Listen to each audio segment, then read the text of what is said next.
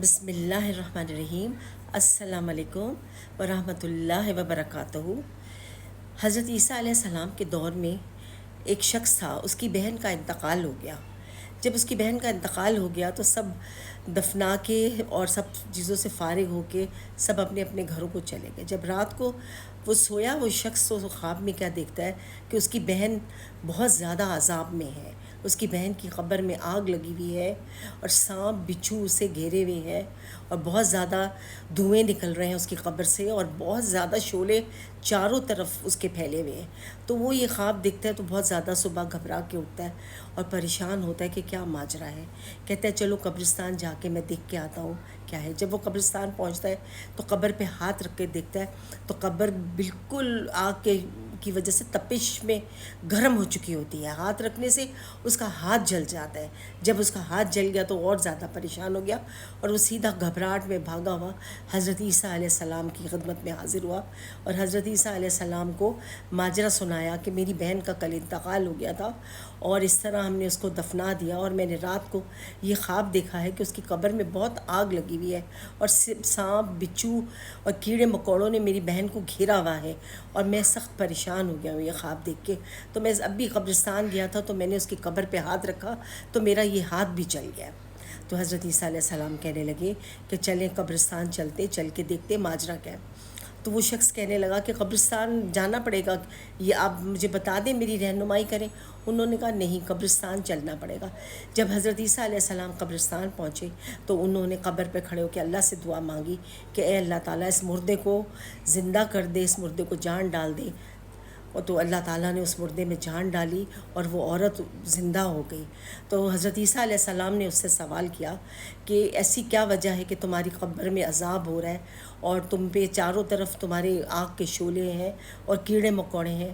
تو وہ عورت کہنے لگی اللہ کا واسطہ زندگی میں کبھی یہ دو گناہ نہ کرنا جو میں نے کر دیے۔ ان دو گناہوں کی مجھے اتنی سخت سزا مل رہی ہے۔ ایک تو میری قبر میں آگ لگی ہوئی ہے، میری پیروں میں زنجیریں ہیں، میرے ہاتھوں میں زنجیریں ہیں اور میرے بالوں کو پکڑ کے الٹا کیا جاتا ہے اور میں بہت تکلیف میں ہوں۔ سانپ بچھو کیڑے مکوڑے چاروں طرف سے مجھے گھیرے ہوئے ہیں اور میں اس آگ سے نکل کے کہیں نہیں جا سکتی۔ مجھے کوئی راستہ نہیں مل رہا کہ میں کیا کروں اور کس طرح اللہ سے اپنے گناہوں کی بخشش کرواؤں۔ میں سخت پریشان ہو گئی ہوں، مطلب میں سخت تکلیف میں ہوں۔ وہ خاتون کہنے لگی، تو کہنے لگی میرے سے یہ گناہ سرزد ہو گیا کہ میں ایک امیر گھرانے کی لڑکی تھی، میری شادی میرے گھر والوں نے غریب شخص سے کرا دی اور میں نے اپنے شوہر کی کبھی عزت نہ کی، نہ اس کی کبھی قدر کی، اس کی ناقدری کی اور اس کو بہت زیادہ تکلیفیں دیں۔ وہ جب مجھ سے کوئی کام کہتا تو میں اس کو کہتی تھی کہ میں تمہارا حکم نہیں مانوں گی۔ جب وہ مجھے کوئی کھانے کو مانگتا میں اس کو کہتی تھی میں یہ نہیں کروں گی۔ میں ہمیشہ اس کو جھڑک کے جواب دیتی تھی اور ہمیشہ اس کی تذلیل کرتی تھی، لیکن پھر بھی وہ شخص بہت اچھا تھا، ہمیشہ خاموش رہتا اور میری بات سن لے۔ میں نے بہت زیادہ اس کو تکلیفیں پہنچائی تھیں، اس کی وجہ سے میرے پہ یہ عذاب ہو رہا ہے کہ میں اتنے گناہوں اتنی زیادہ تکلیف میں آ گئی ہوں چاروں طرف سے، اور اللہ تعالیٰ بس محفوظ رکھے۔